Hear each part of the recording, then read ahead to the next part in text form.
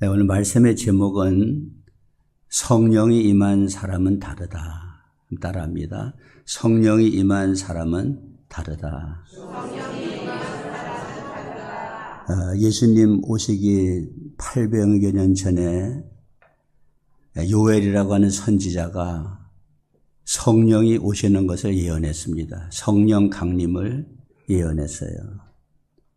요엘서 2장 28절 29절을 보면은 그 후에 내가 내 영을 만민에게 부어주리니 너희 자녀들이 장래일을 말할 것이며 너희 늙은이는 꿈을 꾸며 너희 젊은이는 이상을 볼 것이며 그때에 내가 또 내 영을 남종과 여종에게 부어줄 것이며. 아멘. 이 예언은 예수님 오시고 난 후에 오순절 성령 강림을 통해서 우리에게 이루어졌습니다. 성령이 오시고 나니까 성령 받은 사람들이 달라졌습니다. 겁이 많던 제자들이 예수를 전하지 말라고 해도 우리가 보고 들은 것을 말하지 아니할 수 없다고 하면서 예수님의 복음을 담대하게 전하게 된 것입니다. 장길섭 씨가 쓴 삶은 풀어야 할 문제가 아니며 경험해야 할 신비입니다. 이런 책이 있습니다. 이 책에서 그는 의미 있는 얘기를 하고 있어요. 애벌레가 있잖아요. 애벌레가 기어다니면서 돌멩이 하나가 있으면 그 돌멩이를 애벌레가 넘을 때 얼마나 힘들게 그 돌멩이를 넘어야 합니까? 그 앞에 막대기가 하나 놓여 있으면 얼마나 힘들게 또 그 막대기를 넘어야 합니까? 또 큰 시내가 있으면 거기는 엄두도 못 내고 건널 생각을 하지를 못합니다. 그런데 애벌레가 나비가 되면 나비가 날개를 가지고 날으면서 지금까지 힘들게 넘었던 돌멩이를 구경하면서 날 수 있고 막대기를 구경하면서 날 수 있고 그 시내를 나르면서 건널 수 있다는 거야. 내 힘으로 인생을 살면은 우리 앞에 부닥친 시련과 역경을 견뎌내기가 어려운 것입니다. 감당할 수가 없는 것입니다. 그런데 하나님의 신이 임하면 그 하나님의 신의 능력에 의해서 그 고난과 역경의 모든 언덕을 날아서 넘을 수 있다는 겁니다. 그래서 스가랴 4장 6절 7절에 보면은 그가 내게 대답하여 이르되 여호와께서 스룹바벨에게 하신 말씀이 이러하니라. 만군의 여호와께서 말씀하시되 이는 힘으로 되지 아니하며 능력으로 되지 아니하고 오직 나의 영으로 되느니라. 큰 산아 내가 무엇이냐? 네가 스룹바벨 앞에서 평지가 되리라. 그가 머릿돌을 내놓을 때에 무리가 외치기를 은총이 그에게 있을지어다 하리라 하셨고. 힘으로 되지 아니하고 능으로 되지 않지만은 하나님의 신으로 된다. 큰 산아 네가 무엇이냐? 스룹바벨 앞에서 평지가 된다고 말씀했습니다. 우리의 성령이 임하시면 우리는 내게 성령이 임한 사람인지 우리를 점검해 봐야 됩니다. 오늘도 내 안에 성령이 계신지, 성령이 나를 이끌어주고 계신지, 성령의 능력으로 내가 살고 있는지를 점검할 필요가 있습니다. 어떤 맹인이 있었어요. 근데 그 맹인이 친구 집에 놀러 갔는데 친구가 반갑게 맞아가지고 그 맹인 친구를 잘 대접을 하고 해가 져서 늦도록 대화를 하다가 집으로 돌려보냅니다. 그러면서 등불을 하나 준비해가지고 그 맹인 친구에다가 주는 거야. 맹인 친구가 이 사람 자네까지 나를 조롱하나? 내가 앞을 못 보는 이 맹인인 거 자네도 알지 않느냐? 내가 이 등불이 무슨 소용이 있노? 그 친구가 하는 말이 이거는 상대방이 보라고 주는 등불이다. 너는 못 보지만은 네가 이 등불을 들고 가면 상대방이 너를 보지 않겠냐? 그러면 스스로도 피해갈 수가 있으니까 등불을 가져가라. 등불을 가지고 길을 가는데 어떤 사람이 와가지고 자기하고 확 부닥치는 거예요. 그래서 이 맹인이 아니 여보시오, 당신 내가 들고 가는 등불이 보이지 않소? 어떻게 나하고 부닥칠 수가 있어? 그러니까 어디 등불이 있습니까? 등불이 안 보이는데요. 가다가 바람이 불어가지고 등불은 이미 꺼져버렸다는 거야. 오늘 내 안에 있는 성령이 소멸되지 않았는지, 내가 성령 받아서 신앙생활 하면서 성령 충만한 삶으로 오늘을 살고 있는지 우리를 점검해 볼 필요가 있다는 겁니다. 성령이 임하면 어떤 역사가 나타납니까? 너희 자녀들이 장래일을 말할 것이다. 요엘서 2장 28절입니다. 시작. 그 후에 내가 내 영을 만민에게 부어주리니 너희 자녀들이 장래일을 말할 것이며. 믿음은 뭡니까? 믿음은 현재를 말하는 것이 아니죠. 분명히 장래를 말하는 겁니다. 성령 받은 사람은 현재를 말하지 아니하고 장래를 말한다. 그래서 너희 자녀들이 장래일을 말할 것이며.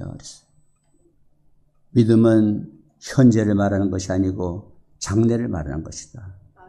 히브리 11장 1절에 보면은 믿음은 바라는 것들의 실상이요 보이지 않는 것들의 증거니랬거든요. 믿음은 오늘 날씨가 흐렸지만은 해가 쨍쨍 뜨는 밝은 날을 얘기하는 것이 믿음이다. 지금 우상 숭배하는 가문이지만은 기독교의 명문 가문이 될 것을 말하는 것이 믿음이다. 지금은 아프지만은 건강하게 되는 그날을 말하는 것이 믿음이다. 지금은 가난하지만은 그러나 나도 부자가 되어서 남을 구제할 수 있는 삶을 살아가게 되는 그때를 생각하는 것이 믿음이다. 그러니까 믿음은 장래를 말하는 것입니다. 여러분 믿음의 사람이시면은 장래를 말한 여러분 되시기를 주님의 이름으로 축복합니다. 하나님은 장래를 책임져 주시는 분이라는 거예요. 우리 원종서라고 하는 분 얘기 아시죠? 원종서라고 하는 사람이 가난한 집에서 태어났어요.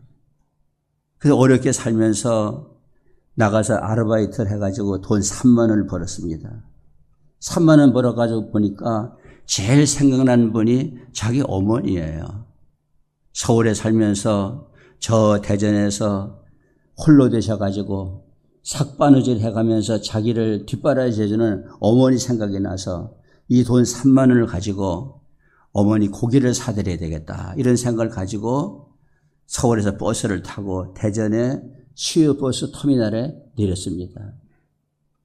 그 터미널 앞에 탁 정면으로 거지 할아버지가 탁 너무나 남루하게 불쌍한 모습을 하고 서 계신 거예요. 그래서 어머니 고기 사드리려고 했던 3만 원을 그 할아버지에게다가 드렸어요. 드리고 나니까 꿈이 깨져버렸어요. 어머니 고기 사드리려고 한 꿈이.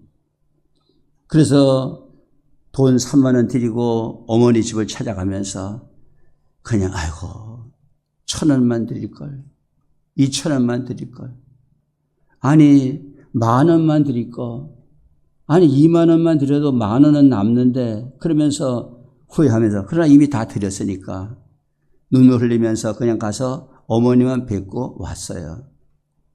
그리고 많은 세월이 흘렀습니다. 그리고 저 미국에 가가지고 한인 고등학교 연합집회 강사로 이제 말씀을 전하려고 강단에 올라가가지고 무릎을 꿇고 앉았는데 그 거지 할아버지에게 주었던 3만 원 드렸던 그 생각이, 그 영상이, 그 머리가 떠오르는 거예요. 그러면서 주님의 음성이 들려요. 그게 바로 나였다. 그때 내가 너무 배가 고팠는데 네가 나에게 먹을 것을 줬다. 이제는 내가 너의 먹을 것을 책임져 주마. 그 후로 그는 서울대학교 의과대학을 수석으로 졸업하고 전국 의사고시에서 수석으로 합격하고 미국의 오크우드 암센터에서 암박사가 됐어요. 그리고 볼티모어 교회의 권사가 되고 지금은 목사님이 되어서 사역을 하고 있을 겁니다. 하나님은 우리의 장래를 책임져 주시는 하나님이시다. 세계적인 베스트셀러 작가인 켄 블랜차드라고 하는 사람이 비전으로 가슴을 뛰게 하라고 하는 책에서 이렇게 말합니다. 비전은 자신이 누구이고 어디로 가고 있으며 무엇이 그 여정을 인도할지 아는 것이다. 비전은 목적을 달성해가는 과정에서 끊임없이 지침을 제공하는 영속적인 것이다 그랬어요. 그러면서 켄 플랜차드는 목표와 비전을 구분합니다. 목표는 뭐냐? 내가 이루려는 꿈이에요. 내가 이루려는 꿈. 내가 집을 한 채 갖고 싶다. 내가 고급 승용차를 가지고 싶다. 돈을 많이 벌고 싶다. 어떤 대기업에 취직하고 싶다. 그건 꿈입니다. 그 꿈은 이루어지면은 그걸로 끝납니다. 그렇기 때문에 꿈을 향해서 달려갈 적에는 그것만 이루면은 뭔가 다 될 것 같은데 이루고 나니까 허탈해지는 겁니다. 이뤄봤자 별것이 아니네. 허탈해지는 거예요. 비전은 뭡니까? 내가 살아가는 방향입니다. 살아가는 방향 속에서 이룰 수 있는 꿈들이 있지만 그걸 이뤘다고 해가지고 가는 방향이 정지되지 않아요. 꿈을 이뤘지만은 계속 그 방향을 향해서 살아가는 것입니다. 그것이 비전인 것입니다. 장래를 살아가는 거지. 성령 받은 사람은 장래를 살아가는 사람들이다. 꿈을 이루려고 하는 사람들이 아니라 장래를 살아가는 사람들이다. 꿈을 이루면 그걸로 끝나고 허탈할 수 있지만 비전이라고 하는 것은 순간순간 꿈을 이룬다 할지라도 그거와 관계없이 내가 가는 방향이 정해져 있으니까 그 방향을 향해서 우리가 가는 것이지요. 여러분 성령님 하면은 장래 일을 말하게 된다는 것을 믿으시길 바랍니다. 두 번째로는 늙은이는 꿈을 꾸며 그랬어요. 요엘서 2장 28절 같이 한번 읽어보실까요? 그 후에 내가 내 영을 만민에게 부어주리니 너희 자녀들이 장래 일을 말할 것이며 너희 늙은이는 꿈을 꾸며 그랬어요. 늙은이 꿈을 꾸며 그랬어요. 우리가 나이가 들면요 하는 생각이 뭐냐? 이제 나는 다 이제 정리할 단계가 됐다. 내가 이 나이에 또 뭘 하겠다고 하면서 꿈을 상실하는 거예요. 그래서 정년퇴직하고 나면은 이제는 인생을 정리한다. 내가 뭘 할 일이 있느냐? 정년퇴직했는데. 어떤 사람은 정년퇴직하고 난 후부터 인생을 시작하는 사람들이 있지 않습니까? 성경에 나오는 위대한 지도자들은 다 하나님 노년에 그들을 사용한 사람들이에요. 모세는 120살까지 살았는데 80세에 주님의 부름 받았어요. 만약에 100세를 사는 사람으로 친다면은 60 한 6, 7쯤 됐을 때에 인생을 시작한 사람입니다. 벌써 우리가 67, 8 되면은 이제는 꿈을 접어야 되는 때구나 이렇게 생각할 거 아니겠어요? 모세는 그때부터 일했다는 거. 하나님은 노아를 600세 때 불러가지고 방주를 만들라고 했고 아브라함을 75세에 고향을 떠나라고 말씀했고 100세에 이삭을 줬어요. 갈렙이라고 하는 사람은 85세가 되었을 때에 나에게 일거리를 달라. 내가 일하겠다. 가나안 땅에 아직까지도 미정복지, 헤브론 산지, 안악자손이 살고 있기 때문에 누구도 엄두를 못 내는, 누가 가서 맞상대 해가지고 그들을 쳐서 그 땅을 점령하기가 어려운 이런 산지를 85세 된 갈렙이 나서가지고 나한테 주십시오. 내가 그 헤브론 산지를 내가 점령하겠습니다. 여호수아 14장 12절 그날에 여호와께서 말씀하신 이 산지를 지금 내게 주소서. 당신도 그날에 들으셨거니와 그곳에는 아낙 사람이 있고 그 성읍들은 크고 견고할지라도 여호와께서 나와 함께 하시면 내가 여호와께서 말씀하신 대로 그들을 쫓아내리이다 하니. 나에게 달라는 거예요. 젊은 사람들이 할 수가 없고 많은 사람들이 꺼려하고 피하지만은 내가 해보겠다는 거예요. 85세 된 노인이 나타나가지고 어렵지만 하나님이 나와 함께 하시면 그들을 쫓아낼 수가 있다는 것이죠. 여러분 그렇습니다. 아무리 젊어봤자 하나님 함께 하시지 않는 젊은이는 아무것도 할 수 없어요. 그러나 연세가 들었다 하더라도 하나님 함께 하시는 노인은 모든 걸 할 수 있는 것입니다. 내게 능력 주시는 하나님 안에서 모든 것을 할 수 있느니라. 우리 중국에 한유라고 하는 그런 학자가 있었는데 그 한유가 사서삼경을 읽으면서 나도 저 공자하고 맹자처럼 한번 돼봤으면 좋겠다. 열심히 공부를 했어요. 얼마 좀 하다 보니까 공자 맹자 못 따라가겠다. 열등의식이 왔어요. 그래서 포기했습니다. 근데 어느 날 다시 뭔가 용기를 가지고 다시 시작하게 됐어요. 그것은 뭡니까? 그에게 떠오른 한 가지 생각이 있었어요. 그 생각은 뭐냐? 그도 사람이고 나도 사람이다. 그가 한 일을 나라고 못하겠느냐? 한번 따라합시다. 그도 사람이고 나도 사람이다. 여러분 같이 직장생활할 때에 어떤 사람 하는 일 왜 난 못합니까? 그도 사람이고 나도 사람인데 같은 용호동에서 살고 있는데 왜 그 사람은 하는데 나는 못합니까? 그도 사람이고 나도 사람인데. 그래서 다시 시작을 했어요. 그래서 하다가 보니까 중국의 8대 문장가 중에 한 사람이 됐다는 거예요. 여러분 많은 사람들은 간증합니다. 병을 고쳤다고. 그도 사람으로 병을 고쳤는데 나도 사람인데 왜 못 고칠 수 있을까?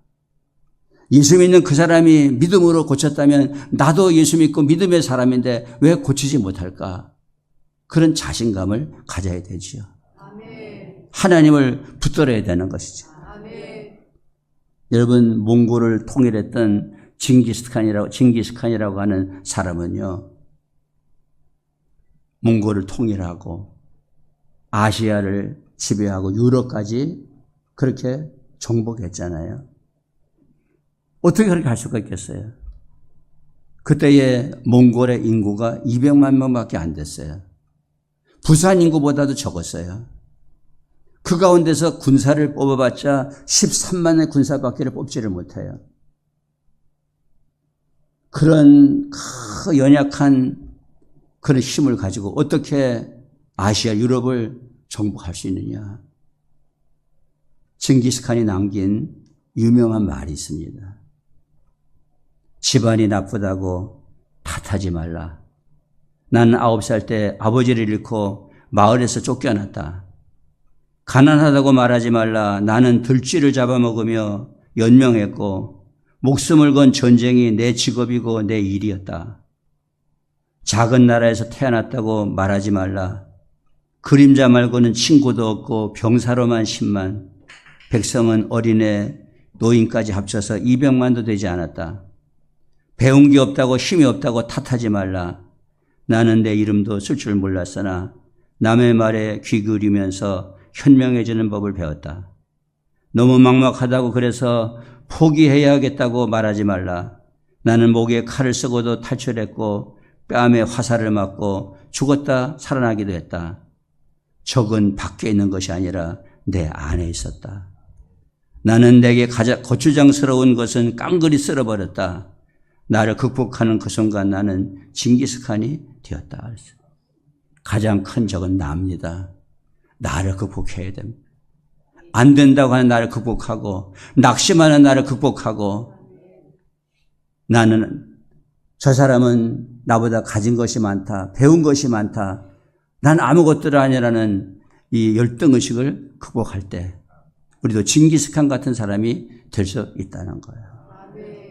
우리는 꿈을 꿔야 됩니다. 늙은이는 꿈을 꿀 것이 매력거든. 그 다음 마지막 세 번째는 젊은이는 이상을 볼 것이 매력어요.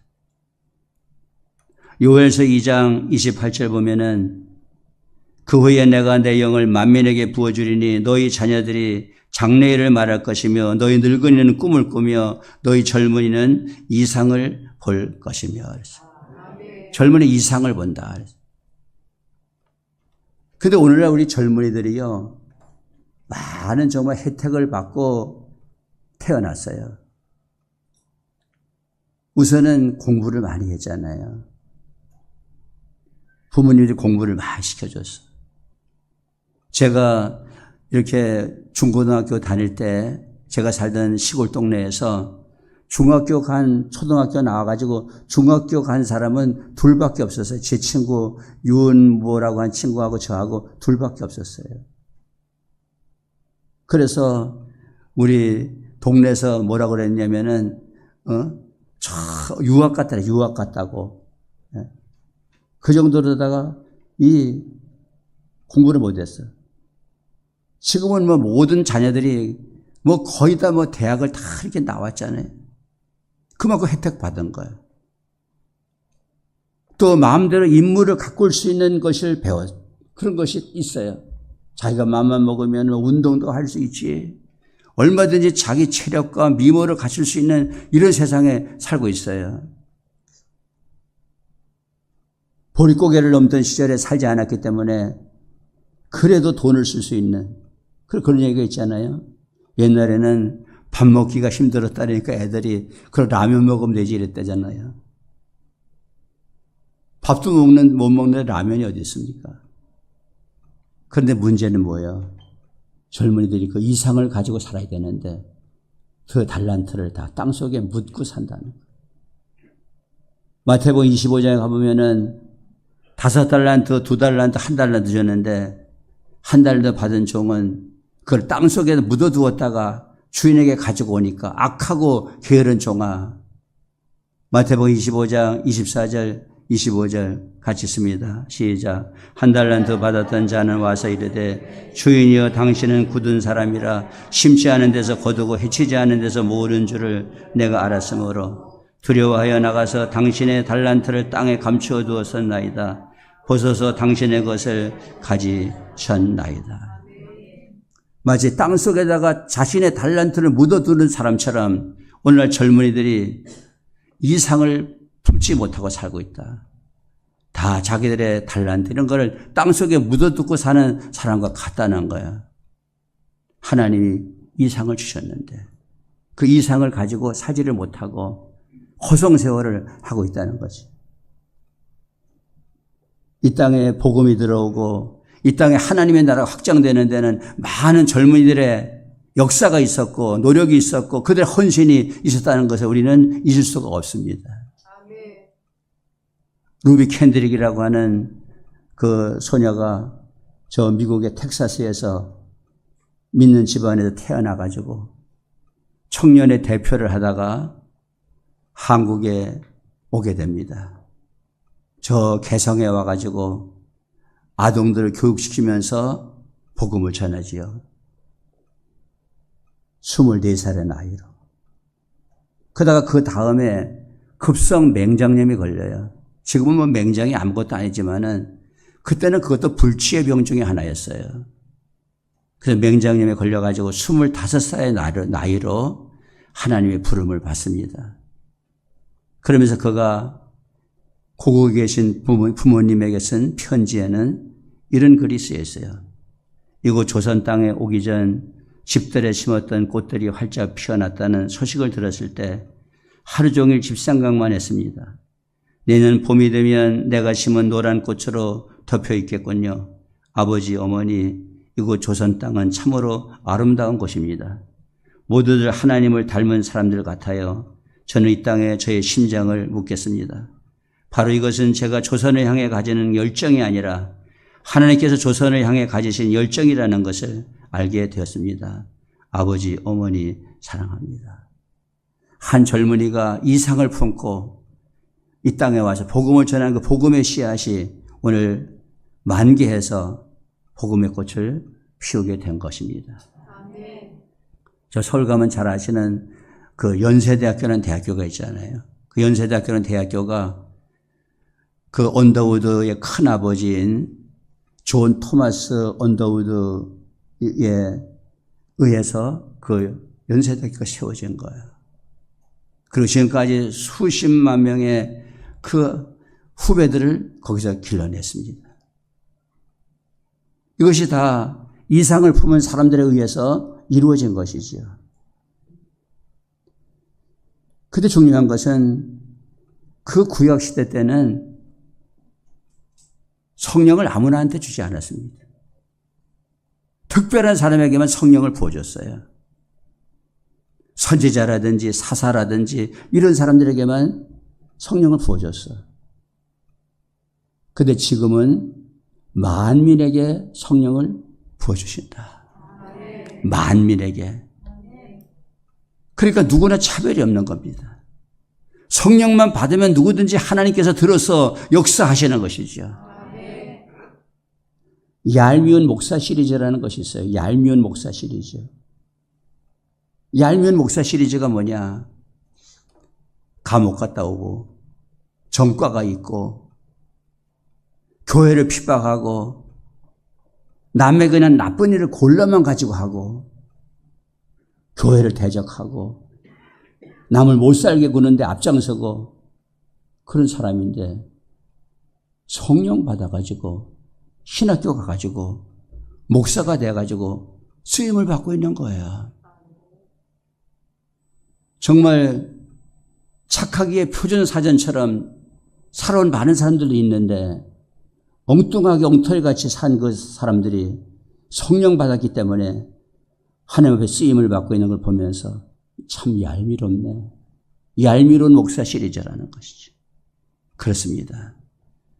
하나님은 과거에 어떻게 살았든지 간에 지금 성령 받고 새롭게 살기를 원하면 하나님은 그 사람을 들어서 사용하시는 것입니다.